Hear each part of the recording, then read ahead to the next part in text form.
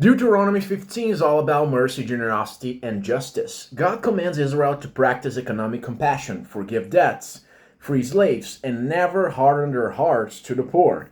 This chapter shows that God's law cares deeply for the vulnerable and that prosperity must never become selfish, okay? So I divided this chapter into one, two, three, four, and finally five parts. The final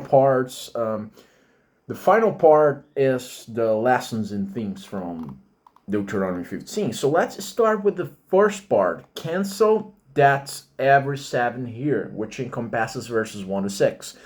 Every seventh year, all debts among Israelites must be forgiven. Foreigners are not included, only fellow Israelites. God promises, there need be no poor people among you if only you fully obey the Lord. Okay? You will lend to many nations, but borrow from none. Right? So, lessons that shouldn't be a life sentence. God builds rest and renewal into the economic system. This command promotes freedom, equality, and dignity. Okay? So, second part of this chapter is be generous to the poor, verses 7 to 11. Do not be hard hearted or tight fisted toward your poor brother, okay?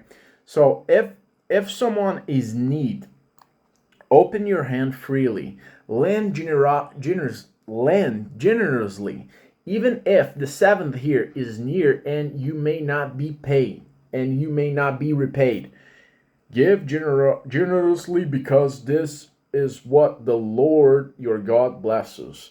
There will always be poor people, therefore be open handed.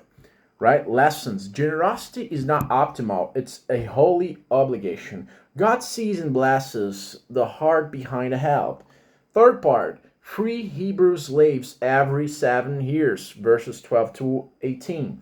If a fellow Israelite becomes your servant, they must be freed in the seventh year. Don't send them away empty handed. Give from your flock grain and wine. Remember that you were slaves in Egypt. That is why I command you this today. If the servant loves you and wants to stay, he may voluntarily remain, but mark him purse here to symbolize commitment.